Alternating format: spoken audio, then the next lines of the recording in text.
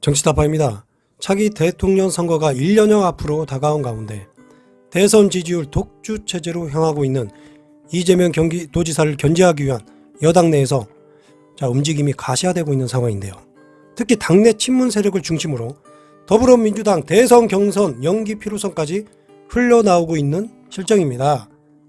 더불어민주당 당원 88조는 대통령 후보자 선출은 대선 전 180일까지 해야 한다고 규정하고 있습니다.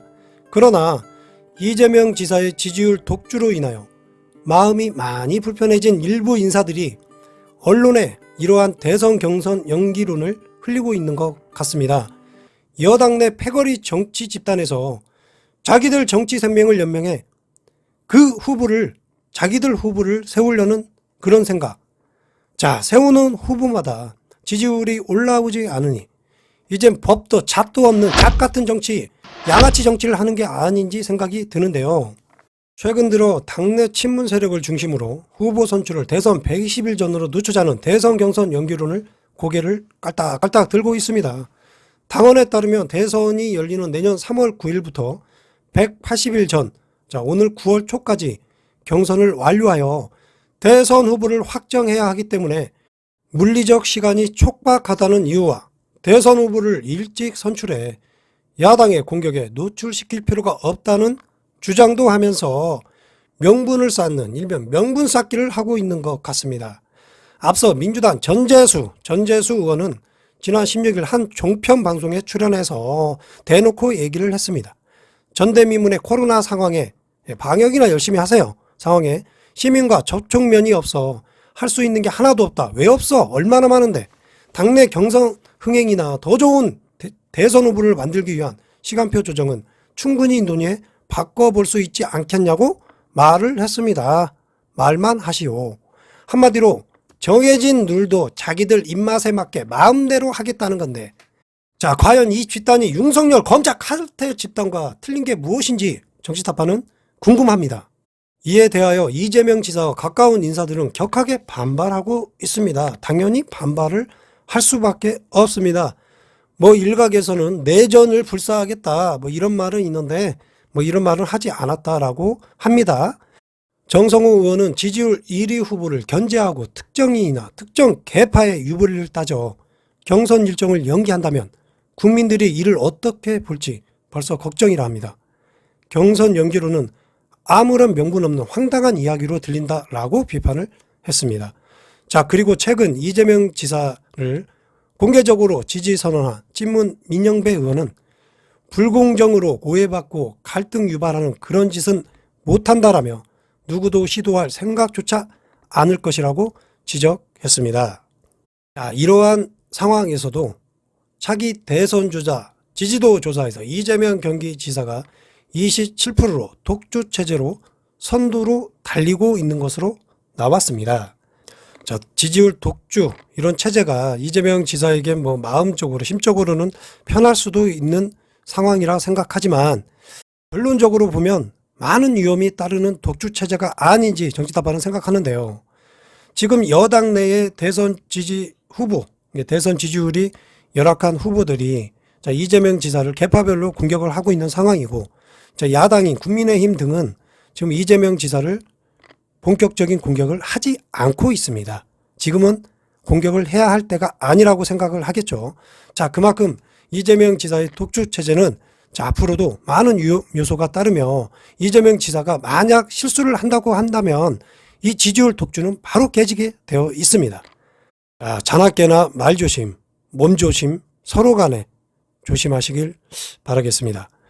엠블레임 퍼블릭과 케이스탯 리서치, 코리안 리서치, 한국 리서치 총 4개 여론조사가 공동조사에 18일 공개한 2월 3주차 전국지표 대선 후보 적합도 조사에서 이재명 경기지사 27% 1위, 이낙연 더불어민주당 대표가 12%로 2위, 윤석열 검찰총장 8% 3위, 그리고 안철수 국민의당 대표 5%로 4위, 홍준표, 맞춤표 홍준표, 무소속 의원 5%, 그 다음 오세훈, 유승민, 심산정, 원희룡, 김부경 순으로 나타났습니다.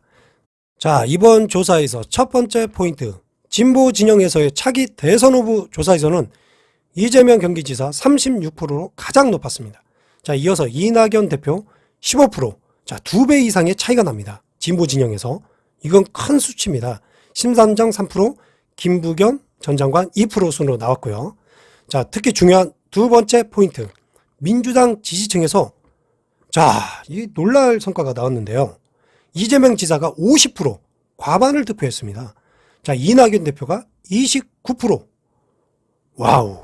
어마어마한 수치로 자, 이재명 지사가 민주당 지지층에서도 월등히 높은 수치로 앞서고 있다는 수치인데요. 그 다음으로 중요한 포인트 3. 세 번째는 연령별 지지층, 특히 이런 선거에서 가장 투표율이 자, 중요하게 나타나는 40대. 40대가 가장 중요합니다. 이 대선, 이번 차기 대선에서는 40대가 좌지우지할 것 같은데요. 자, 40대에서 이재명 지사 44%, 이낙연 당대표 10%로 나왔습니다. 자, 40대에서 34%가 차이 납니다.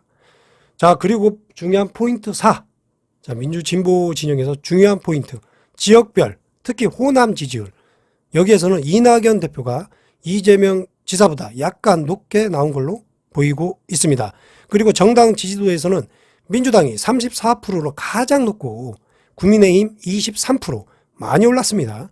정의당, 국민의당 5%, 열린민주당 4%, 좀 올라라, 열민당 4%, 이런 순으로 나왔습니다. 자, 그리고 지지 정당이 없거나 모름, 무응답이라고 한 비율은 28%였다고 합니다. 자, 차기 대선에서도 이 무응답 세력, 자, 지지 정당이 없거나 무응답 28%, 자, 이 세력의 움직임도 가장 중요한 수치이다라고 생각을 합니다.